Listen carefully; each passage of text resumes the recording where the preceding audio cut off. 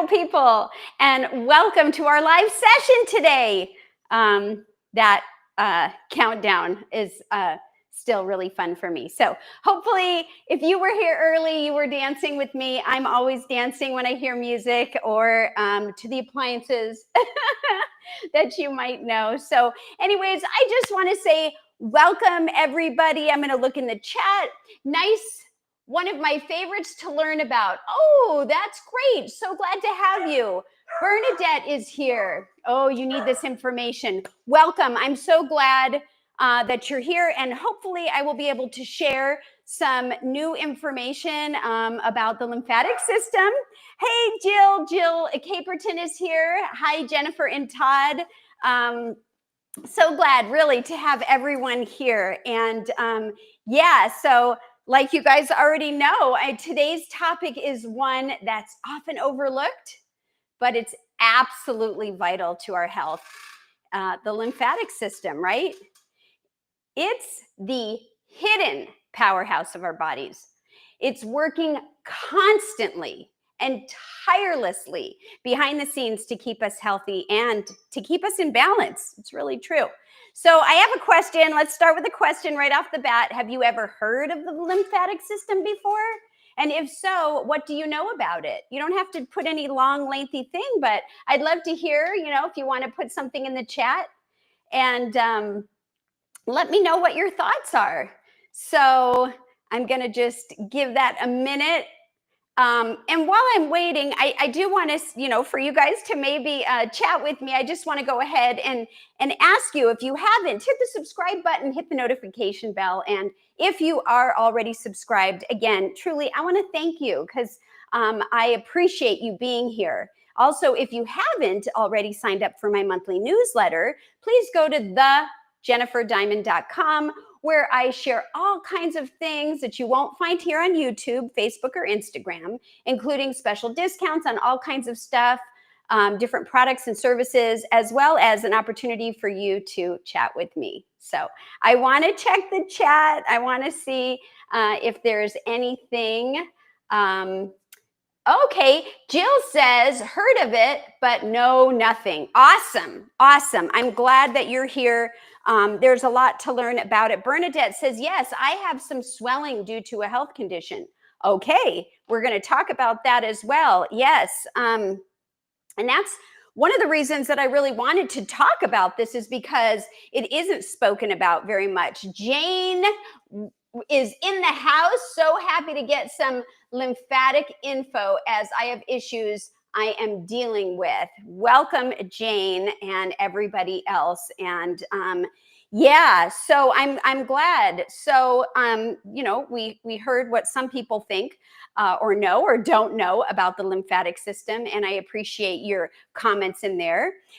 For those of you who don't know or maybe aren't familiar with the lymphatic system, like we did here already, and what is so important is it's what it's responsible for, right? So let's just talk about that for a minute. Detoxification. So it removes waste products and abnormal cells from our tissues, preventing accumulation and potential health issues.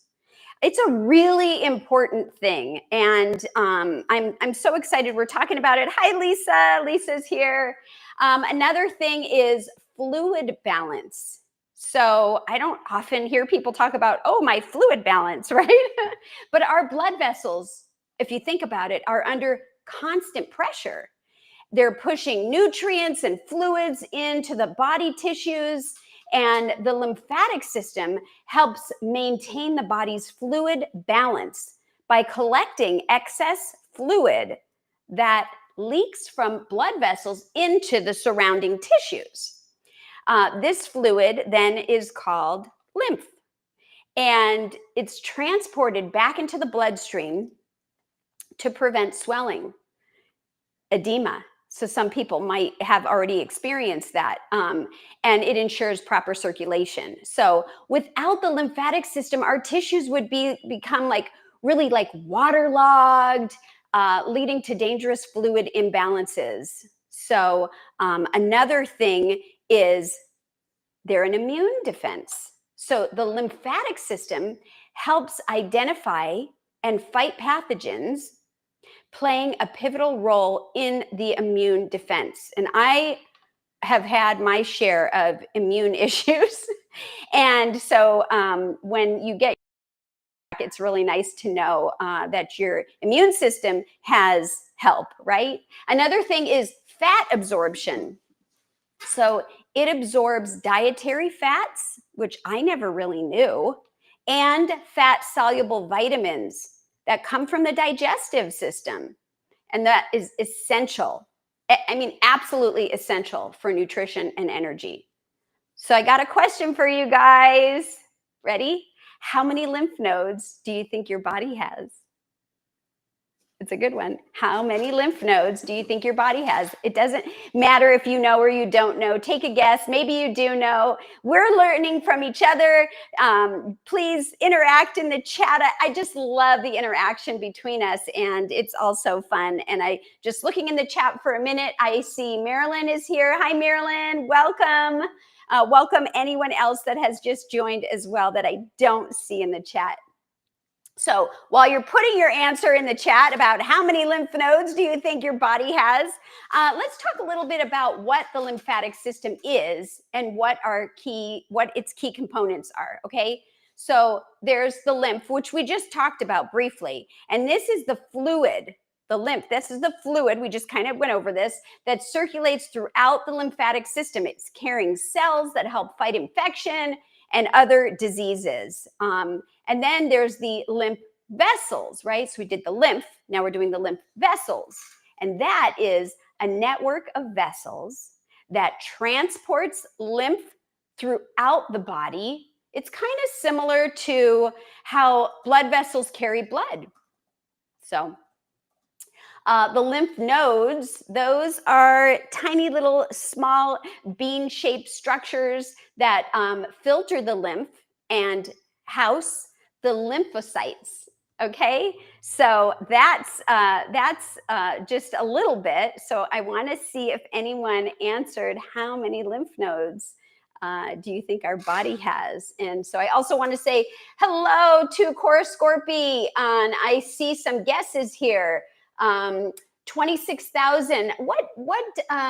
Cora Scorpio is 32. And then is that an owl or what is the name there on 26,000? Okay. I just want to make sure that I address that person. So I'm going to call you If that's incorrect, please, phonetically correct me. So, okay, so we've got 32, 26,000. Lisa says lots. Bernadette says thousands of. And let's see. Oh, John Jew is in the house. Hi, welcome. To me, says, to me, they may seem like transistors in a smartphone. Ooh, that's a good way to look at that.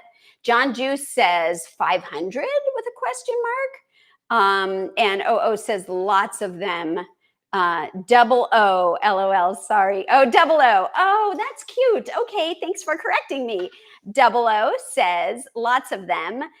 Jane says, Kathy Bates, the actress, is an advocate for this. Okay, well, that's wonderful. And Double O says it was just supposed to look like a face. Well, it does. That's why I didn't know how to say it as a name. So it's really cute. Thanks, everyone, for your input, for your guesses, or for your, just trying it out. So here we go. Ready? There's no perfect number, but our bodies have between, because we all come in different shapes and sizes and all of that, but it's between 600 and roughly 800 lymph nodes. Can you just picture that in your body, right? And they can be found in clusters, in areas throughout the body. So like in the neck, in the armpit area, the groined area, even behind our knees, which that was new news for me. I had no idea. So, it's interesting because when I have had issues before with sinuses or, getting sick, I always felt something maybe around the neck area that was puffy. And if I had gone to my doctor, they would say, oh, your lymph nodes are swollen, meaning something is trying to fight something. But that's all I knew. So anyhow, now we're going to talk about tonsils and adenoids. Well, I've heard about tonsils and adenoids as a kid. My mother actually had her tonsils out when she was little. And I know lots of people that have had surgeries and different things, tubes and stuff, dealing with this section. So tonsils, just so you know, are located in the throat, and the adenoids are behind the sinuses. These are really the first line of defense against infections. And that's because they're trapping germs that are entering through our mouth and our nose. A lot of people, talk about mouth breathing. You should, breathe through your nose more, but it traps it with the nose hairs and all of that. So that's very interesting. Then there's the thymus. So that's situated behind the breastbone. The thymus is where T cells mature before being sent out to fight. So we're going to talk about a little bit about T cells in a second. And then there's the spleen. The spleen is located in the upper left side of your abdomen. And its job is to filter blood, remove old and damaged blood cells, and produce lymphocytes. Now, what's a lymphocyte? Lymphocytes, speaking of lymphocytes, there are two main types of them. There are the T cells, which we just mentioned, and B cells. So B cells produce antibodies molecules, which are basically proteins that latch onto invading viruses or bacteria, which marks them for destruction. And I'm going to give you an example in a minute. So hang on there with me. Now, T cells are the direct fighters of the foreign invaders, or the marked cells, right? So here's the example. Many years ago, right, there were castles and the security systems may have been dogs. And if you picture the little dogs, and there are big dogs in the castle, right, many years ago. So the little dog's job was to alert the big dogs by barking when there were intruders. And then the big dogs would go running after the intruders, right? It's the same idea. So our little dogs equal the B cells, and our big dogs equal the T cells. So let's go back to talking about tonsils for a minute, since there's probably a few of us who have had them removed, right? So here's what I was thinking. If they're important for trapping germs, then what happens if or when you don't have them? Like, is that a concern? And so I did some research, and what I learned was when your tonsils are removed, it can affect your lymphatic system, but it doesn't significantly harm its overall function. And the reason why is when your tonsils are removed, and that's usually in a procedure called a tonsillectomy, then the rest of your lymphatic system steps up to take over their job.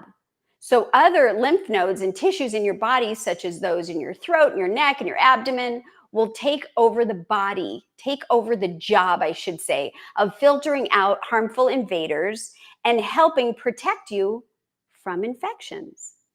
So even if you don't have your tonsils, your body's immune system can still work just fine.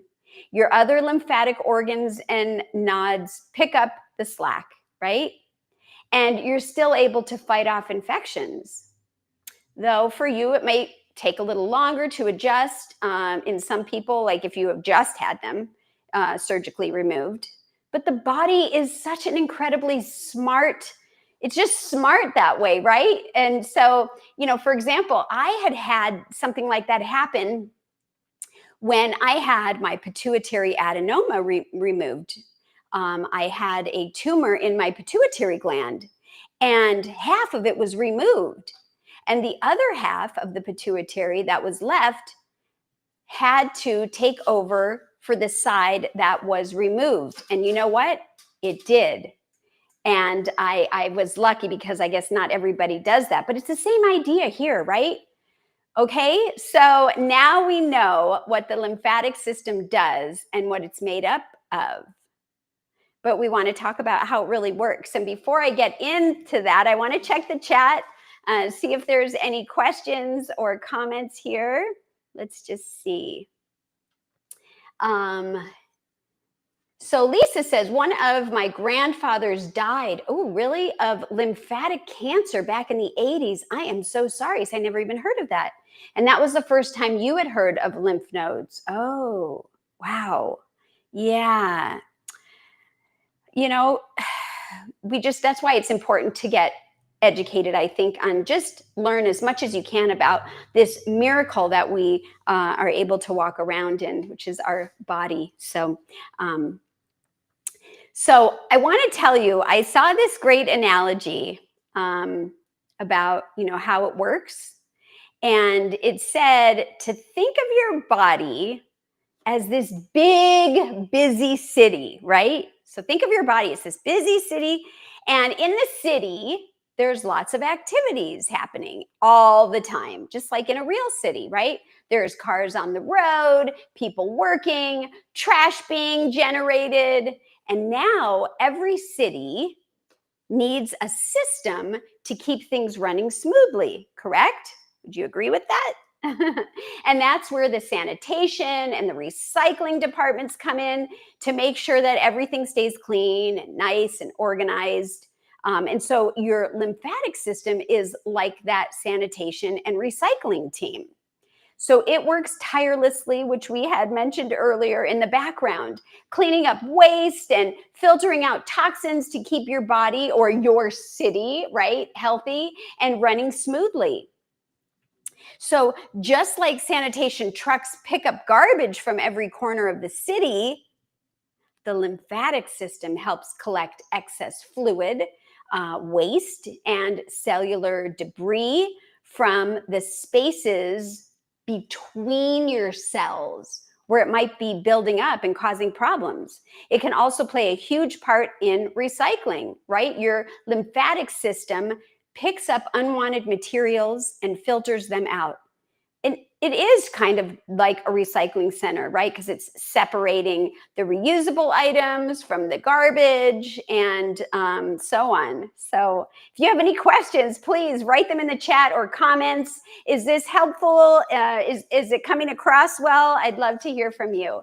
So your lymph nodes, going back to the story, they act like the recycling centers, right? Where they trap harmful invaders like bacteria, viruses, dead cells, and then your lymphocytes, remember those, the T cells and the B cells we just talked about, the dogs, they go to work fighting off any threats, keeping your body's streets clear of trouble.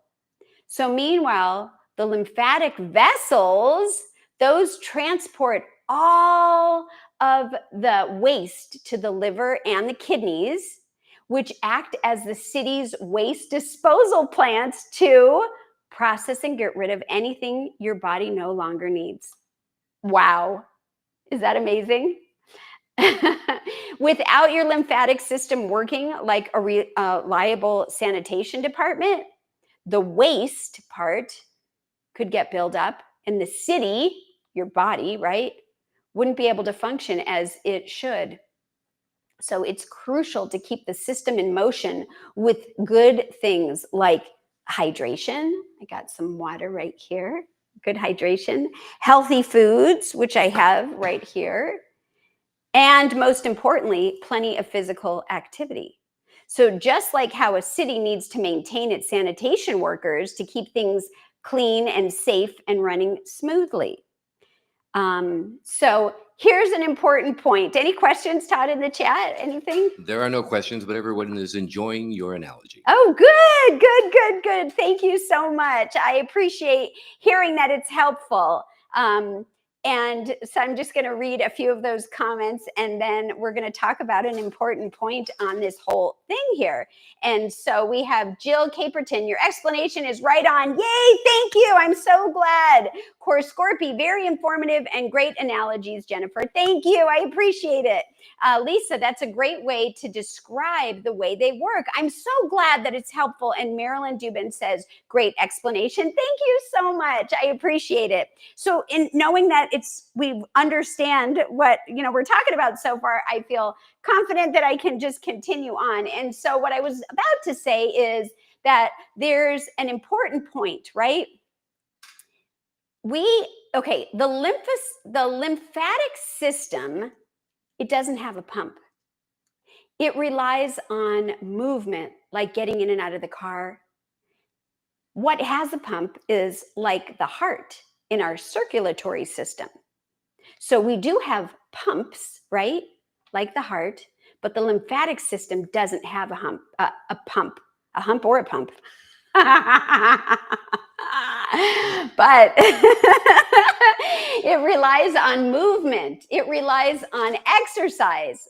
And it could be as simple as getting in and out of a car, walking. If you can run or jog, that's even better. Going up and down flights of stairs, any kind of exercise, even deep abdominal breathing where the diaphragm gets stretched and lifted and things get moved around, and massage even to keep everything flowing. So that's another reason why you sometimes see me on a rebounder. I like to use a rebounder or other type of exercise for cardio because it's so important to do that on a regular schedule. And I have some things here that I'm going to share as well. But I have a question for you guys. The question is, has anyone ever heard of dry brushing? And if so, have you done it before? And while I'm waiting for you to talk about that, I am going to be checking the chat here. So, hello, Jim Dixon is here. Welcome. John Jude, this is so good. No reason to ever go outside our bodies for optimal healing. Thank you for this. To have the confidence we have it all within us. Yeah, you're right. Yes. And thank you for sharing your thoughts. It helps resonate with me. It helps resonate with others. I think it's really important. And I am going to talk about some of the exercise things, but I want to, talk about the reason that I was asking the question about dry brushing. So has anyone ever heard of dry brushing? Have you done dry brushing? So Jill says, I've heard of it, but I've never done it. Core Scorpy. Dry brushing? No. I've heard of air brushing and hair brushing, though. Jackie's in the house. Hello. You have done dry brushing for years and you love it. Awesome. Bernadette says, heard of it. Awesome. So the reason that I was asking the question is that I've also heard that dry brushing can be a simple and effective way to support the drainage of the lymphatic system. Support it, not replace exercise, everybody. Okay, I want to make sure that I'm clear on that. Support it, okay? And that it helps to boost your circulation, stimulate the lymph flow, and promote detoxification, which we talked about earlier. So again, just be sure to use it as a complementary practice alongside with other healthy habits that we spoke about. And like staying hydrated, getting regular exercise, and eating nourishing foods. So I wanted to see, did anybody say anything more about what dry brushing is? And let me see. Karen is here. Hello, Karen. Tread lightly with dry brushing. Okay, yeah. So please feel free to share anything about what you know about it, and I will share what I know about it. And of course, whatever you do, make sure that it's safe for you to do. This information that I like to share is general information. I'm not giving medical advice. I am just simply sharing things that I have learned and topics that I think are important for us to bring awareness, right? And you can always feel free to ask your medical professional. So anyways, Yeah, I'm just looking to see in the chat. Okay, so dry brushing, how I know it, it's a technique that involves using a brush with natural bristles where you gently massage your skin with a body brush, right? And you want to do it on dry skin to exfoliate and stimulate the lymphatic, this is a hard one to say, drainage, and it also helps improve circulation. So a benefit to the lymphatic system is lymphatic stimulation, right? I want to this is not the best brush, but it's my example for today. And you can use it, and we're going to talk about this, how to do it. But, it's just going against your skin. There's all kinds of books out there. I got this book when I met Chantel Lucier, Lucier, at True North. And she is an amazing person that shared all kinds of wonderful things about daily self-care. And so I bought her book when I was there, and it's a really cool book. I don't have any affiliation, but it's something new every day, and it's a transformative daily self-care practices. And in here, it talks about dry brushing. And so I just thought that I would share that with you. So let's see. Stimulation, right? Some people believe that it can help with stimulating the lymph and just remove toxins and waste from the body. It just helps because, remember, we don't have that pump. So we have to move things ourselves. And the massage action can increase your blood flow, improve your circulation, and potentially benefiting skin health, right? So how do you do it? I'll share how I've heard how you do it, how I have tried to do it and done it myself. So using a brush with the natural firm bristles, you can get some brushes that are handheld synthetic ones. I prefer the kind with like a long wooden handle. I don't have that to show right now, but, and natural bristles so that I can, reach my back if I want and so forth. But you want to brush your skin in a gentle upward motion towards the heart, except for when you're going towards the face. So from your neck, you want to go up, and the spine, of course, you can not be going towards the heart. So you can start with your feet and work your way up to your chest and arms.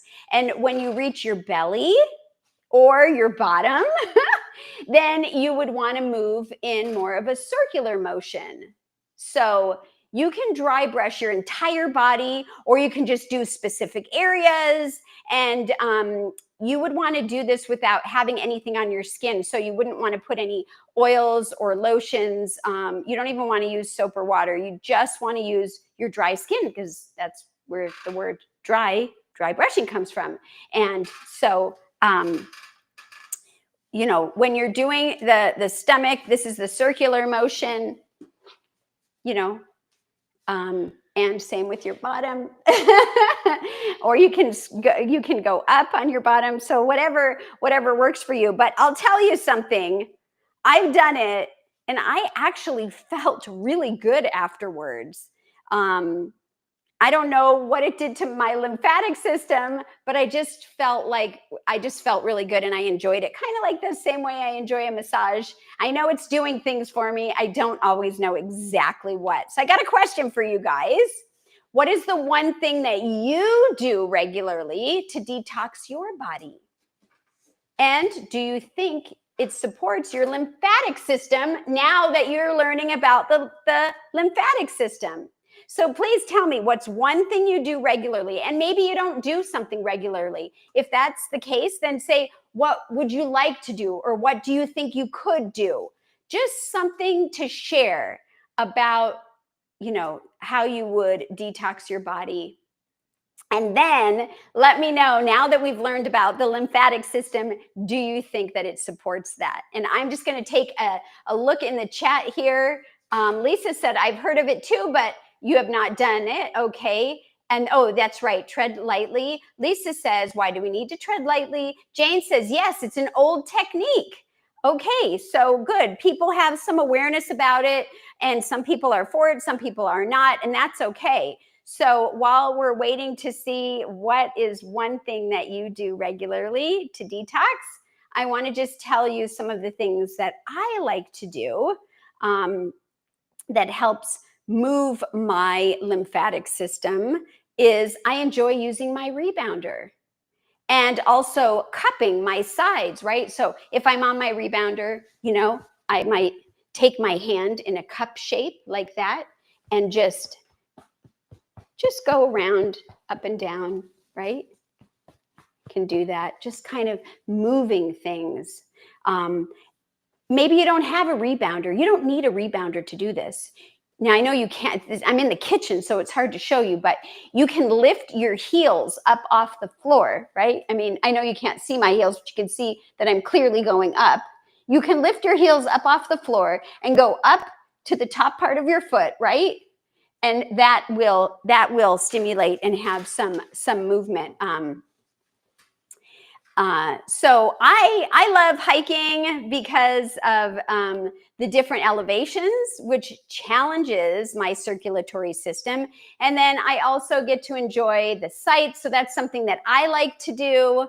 And so anyways, Todd, has anyone said anything about what they might do to detox the body? Course Scorpy says, I regularly drink water. Excellent, excellent. Lisa says, I would say eating a whole food plant-based diet detoxes my body. Yes. John Jew stays properly hydrated. Jackie, hot lemon juice in the morning, dry brushing before showering, walking and or gentle movement. Wow, that's amazing. All of those are great. Yeah, and there's more. Okay, keep them coming. Course Scorpio says, I don't have it every day, but there are some detox teas that I enjoy with dandelion in it. Nice. Carly, exercise. Hi, Karen, Carly. Karen, yeah, you want it. You want to on the right direction. Okay. Jill Caperton, whole food plant-based and drinking water. Excellent. Excellent. Jackie says, oh yes, the rebounder. Yay, the rebounder. And then John Jew just chimed in with practice the 6 pillars of lifestyle medicine: diet, exercise, stress management, sleep, restoration, avoidance of risky substances, and socially connect. Oh, and play golf. And play golf. Yes. And for me, it would be hiking. And for you, it might be doing something else. Even going to the park. Well, I like to go to the park. I go to the park by myself. I do have grandbabies. I do like to play with them at the park and go down the slide and do the monkey bars and all of that stuff. Anything for movement. That is super great. I love hearing everybody share all of that. And now I want to switch gears, but I do want to ask another question.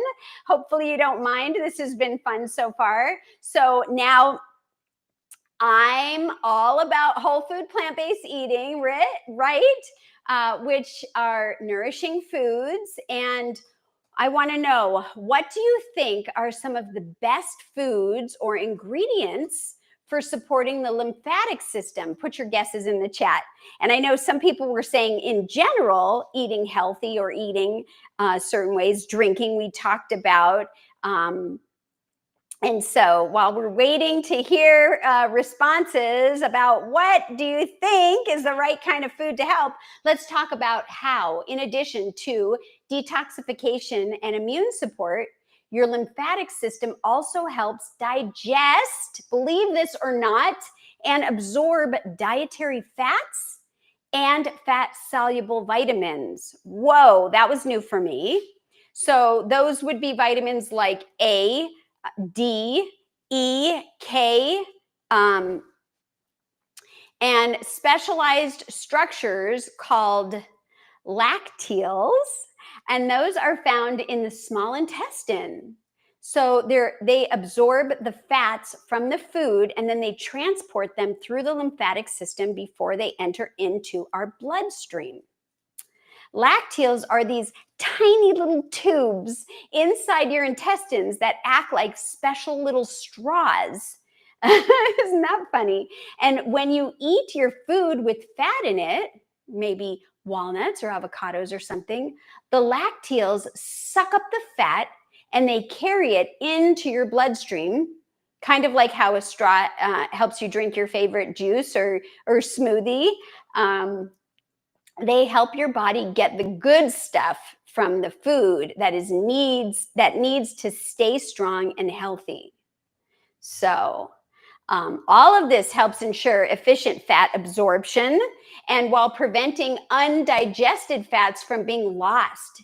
It also helps to transport the fat soluble vitamins we just talked about, A, D, E, and K, which are essential for things like vision, immune system, bone health, and supports energy storage, cell membrane formation, and as fats are crucial for all over cellular function. Wow, right? So I want to check the chat. What do you think are the best foods? Let me see what you guys said. Todd, share. Jill Caperton is cruciferous veggies. Yes. Okay, let's stop for a minute and just throw out a couple. What does that mean if somebody's new and they're listening? Cruciferous is a family of vegetables, and that would be like broccoli, cauliflower, Brussels sprouts, things like that. Okay, go ahead. Cora Scorpio says honey and antioxidant-rich foods. Excellent, excellent. Yes. Lisa is in for beans and greens. Very good. Marilyn Dubin says protein with a question mark.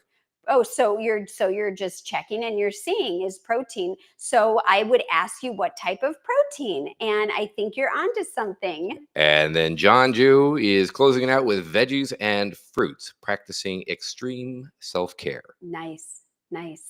I see Kenneth Dubin is in the house. Hi, Kenneth. Great to have you. So let's talk about that. So foods that are rich in vitamin C are great for so many functions in your body. It's amazing, even helping with absorption of other nutrients. That's one that I'm always doing, is using vitamin C or citrus fruits to get my iron to absorb correctly. So they're vitamin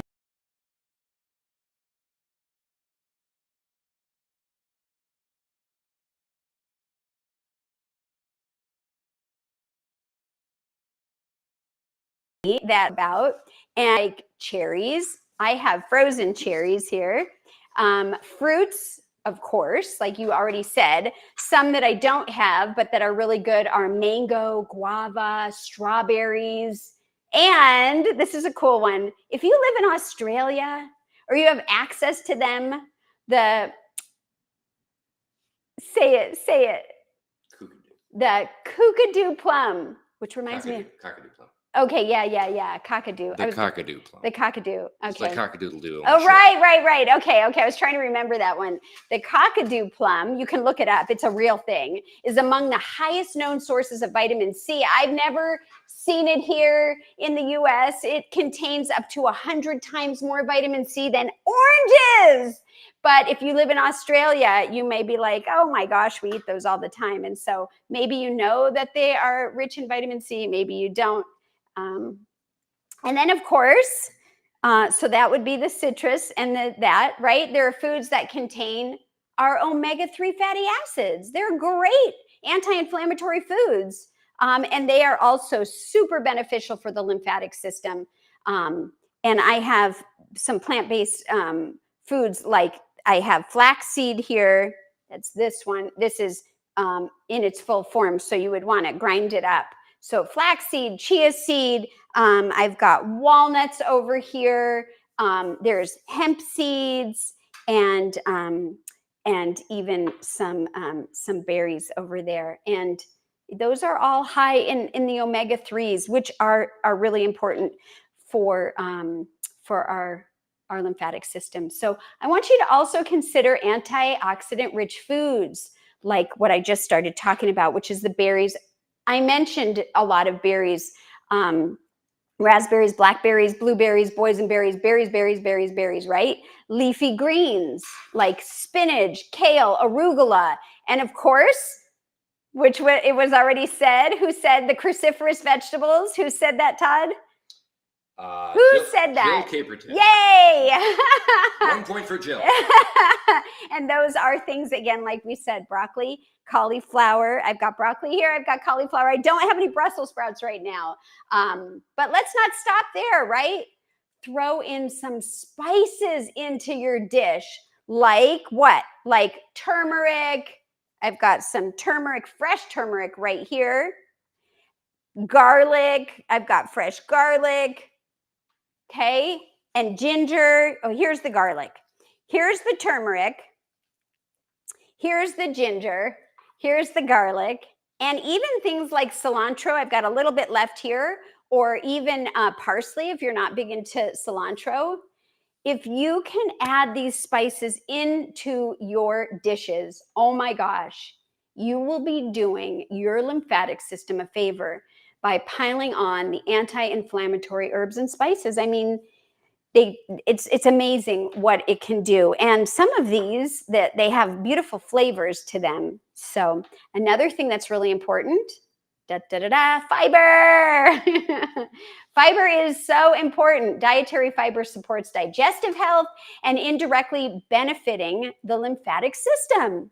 So we were talking, somebody said, I think Marilyn Dubin said, protein with a question mark. Well, yes, you can add legumes like lentils. I've got some dry green lentils right here. Chickpeas, these are also dry. You don't want to eat them this way, you want to cook them or sprout them. Black beans or even whole grains. So we've got some whole grains here like quinoa. This one is actually cooked because I had already had some cooked.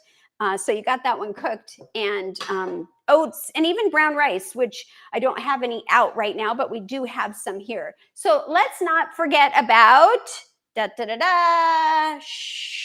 what is this? Hydration, which we talked about, and people are onto it because they mentioned it. Hydration. Okay, this is so important on so many levels, but the lymphatic system, I got to tell you, is made up of mostly water. How much? About 90%. So when we are dehydrated, then things aren't working right. So, there's all kinds of different things that people say out there for how much water a person should drink. Generally, people sometimes say aim for at least 8-ounce glasses of water daily. Just make sure that you are not thirsty, right? That's the first sign. And of course, being aware of how much water you drink is something that I like to do and be aware of a lot of different ways that I do it.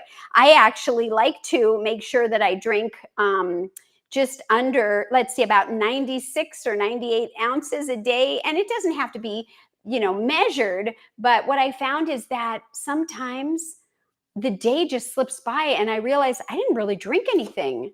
So I have a container, I'll show you. It has a measurement on it.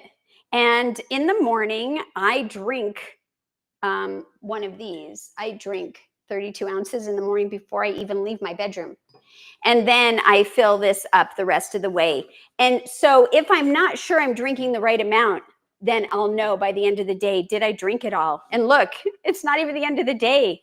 And I think this is, so I've been thirsty today. Some days I'm behind, but it's just a good thing to kind of be aware of, that you can kind of monitor it if you just want to understand where you're at. So, and then you're going to want to adjust that for activity levels and of course your climate. So we're here in Arizona and it's starting to get warm in spring, like some people's real summer.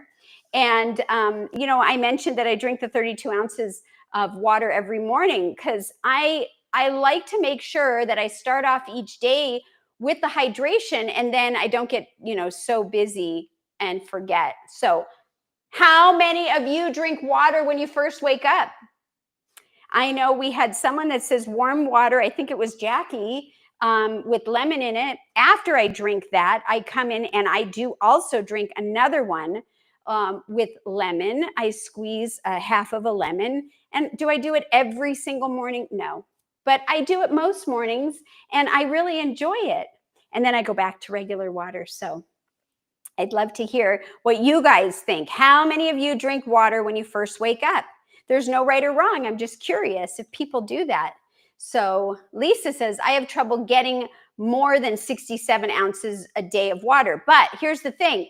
Are you thirsty? Do you notice that you're thirsty? And sometimes when we think we're hungry, we're actually thirsty. So, everybody's body's different. And of course, depending on your activity level. LaShawn Weaverly, welcome. Hi. Thank you for tuning in.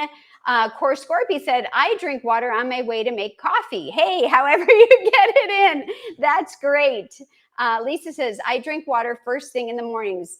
Okay, that's awesome. So we do that together. And Jill Caperton says, I do. Also awesome. That's wonderful. So yeah, it really helps. I didn't always do that. That wasn't something that I always did, but I definitely have done that over the last handful of years for sure.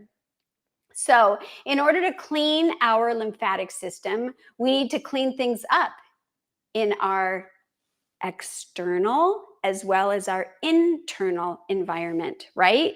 And I see, a couple other comments. Marilyn Dubin says, water is my choice of drink. Way to go. Yeah, stay hydrated. That's awesome. And Bernadette Shute said, I drink lemon ginger tea as my first drink in the morning. Wow, that sounds really delicious. Jackie says, I drink 20 ounces after my lemon water, and then I have mushroom coffee. Wow. We're all coming over to your house. That sounds amazing, doesn't it? Oh my gosh. So I want to show you a few things about some of, the routines that I have in place for working on my lymphatic system. And so I have this here. This is my bicycle helmet. And, I couldn't bring my bike in here. I mean, I guess I could, but I just, these are different things. Like I said, the rebounder, I can't bring the rebounder here. And I actually had said to Todd, maybe we should, put this in the other room and do the live, but it just would have been a lot of extra work for him to change everything up. Hey, what do you think about this fashion statement? If I put this on, what is it going to make me do? It's going to make me want to go and get on my bike. So, I just wanted to show that. Other things that you can do that, we didn't really talk about. I'll just put this back up here. What is this? You guys, does anybody do this? Jump rope. Jump rope is fantastic. And if you haven't jump roped in years, or maybe you don't even have a jump rope, you don't need one. You can do it for pretend, or you can go to the dollar store. Is that even a thing anymore? We've gotten rid of so many here in the US. I don't know. But, some people can just pretend, and you don't even have to take, like earlier, we said you could just lift your toes. You could just pretend just to get the lymph nodes, everything moving around, right? And if you're well hydrated, things are going to flow easier. Another thing that I learned from a retreat that I went to, a JP's retreat, that's John Pierre, is he said, get inexpensive or, cheap jump rope and cut it, right? So just cut it so that you have it in your hand. You're doing the motion, but maybe you're not, you're not at a place where you can jump over it. And so I thought, well, that's kind of fun. And then I don't know if anyone noticed, another fun thing to do. You guys remember what these are? Yes, I do. Hula hoop at times. And I was trying to think, gosh, could I hula hoop anywhere? I don't know that there's enough room here, but I have these 2 hula hoops, and I even do them with my grandkids sometimes, not just around the waist, which I will measure. I don't think there's enough room, but it sure is fun. Let's see. Do you think I'll actually try? It could be dangerous and not good. Oh yeah, no, not enough room, but the idea is that you're really moving things around. I've also been able to do it on my wrist, around my neck. And hula hooping is fun. It gets you outside, breathing that good oxygen. And so, in other words, think out of the box, okay? Treadmill, great. You don't have to only just do the treadmill. You could do anything. So I just want you to think outside the box. Go for a walk, explore and find something, playground, get on the swing, you know, just do something to get the lymphs moving. Now I want to talk about, okay, let's stop for a minute. We have a question from Jackie. How does jumping rope compare to rebounding? So yeah, that's a great question. Thank you so much. Rebounding is on a trampoline type, so the impact is less on the body and the bones, whereas jump roping most of the time would be on a hard surface. So, but the idea is that you're moving the body in the same way, it's just a different way. So if you have any kind of injury, knees, joints, ankles, things like that, you might want to, well, first of all, you want to ask your doctor what's the best for you. And with jump roping, like I said, you're going to have more of a pounding. For me, I like jump roping because I'm the weighted vest, right? I'm trying to get rid of osteoporosis. And so that pounding is really good. But I think either would be fantastic. Just make sure it's safe for you and start slow. Do you know some people sit on the rebounder when they start? You don't have to stand on it. You could literally sit down on it and just try to move your body just to make any kind of movement. And then you can work your way up from there. And I really like the handlebar to be able to hold a lot. And so hopefully that answered your question. So anyways, let's see what we've got here. What a cool color for a helmet. Oh, thank you. I actually got it on sale. It's my first real helmet. I bought it about a year ago and I do really like it. It's important to wear your head protection. Jackie says, oh, okay, yep, we just answered that. Karen says, hula hoop, remembering the good old days like pogo sticks. Oh my gosh. I didn't have pogo sticks, but my neighbors and kids in the neighborhood did. And I remember some people getting injured, you know, it would like hit them in the chin. So, but yeah, they probably had a great lymphatic system flow. That's a great one. Yes. Jackie says, wow, hula hoop queen, impressive. Well, it's fun, you know, whatever it is. And Marilyn says, just in place, jump just in place. Yes. Core Scorpy. So jump rope is better than rebounding. So rebounding is a less impactful alternative. So I don't want to say it's better than. I don't believe that either one of them is better than the other. I think that there are different pros and cons to both depending on what you are working on. So for me, I'll do them both, right? I love doing rebounding, and it is good for strengthening, but it just isn't as you know, impactful as, you know, jumping on a hard surface like that. So I wouldn't say that one is better than the other. Does anyone want to comment on that? Does anyone have a different opinion or a different experience? You can share. It's just our thoughts, and, you know, I just would love to hear.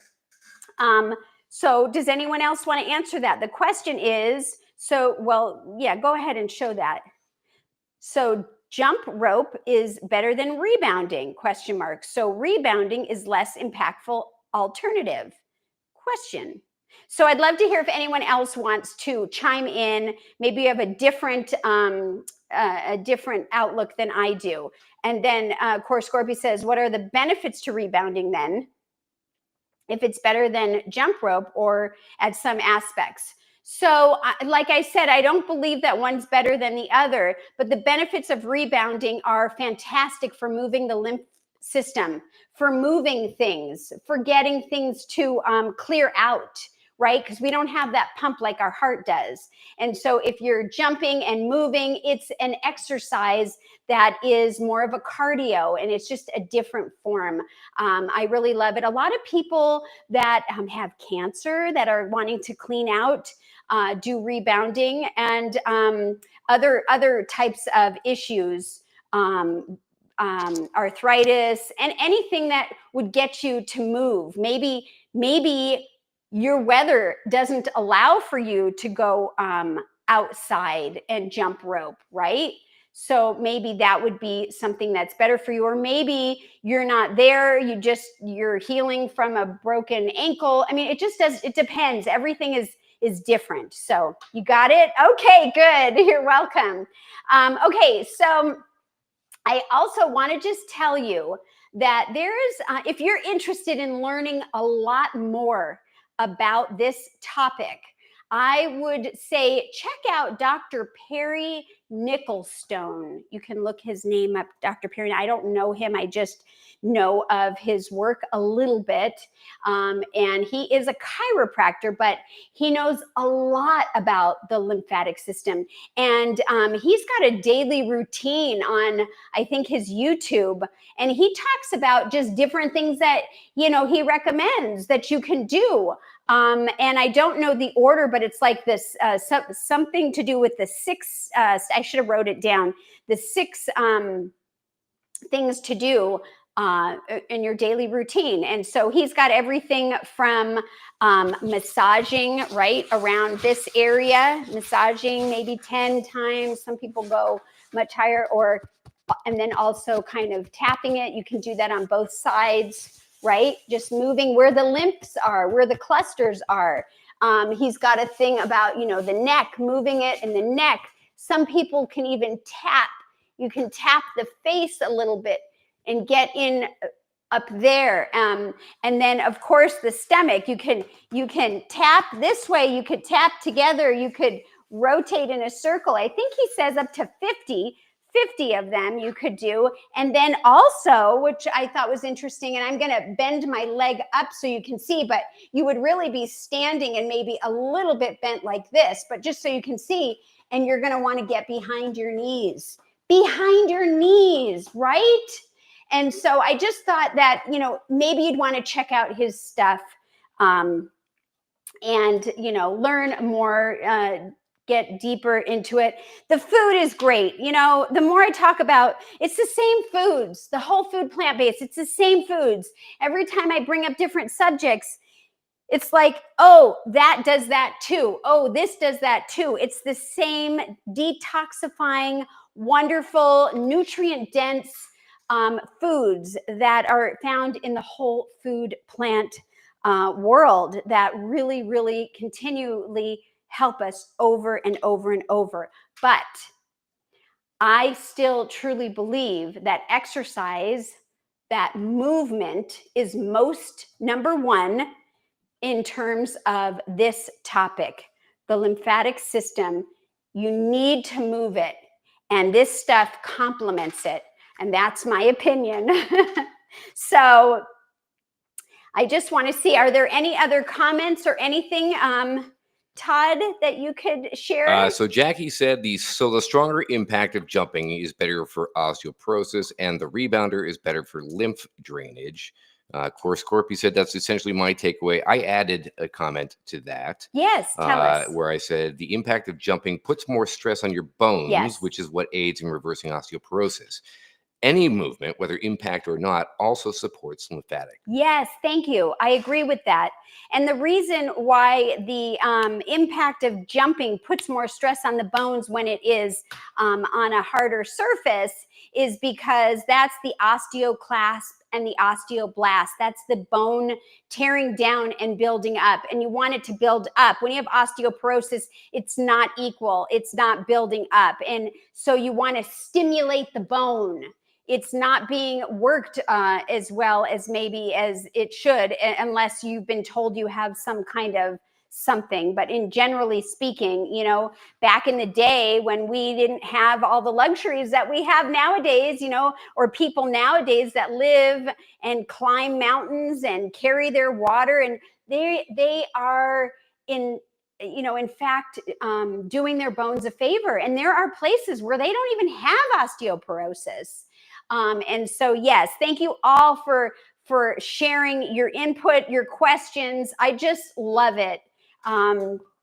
And so I hope that this was helpful. Before we wrap up, I just want to remind you all of the amazing power that your lymphatic system has in keeping you healthy, from helping your immune system to filtering out toxins, balancing your fluids. Remember, we talked about that?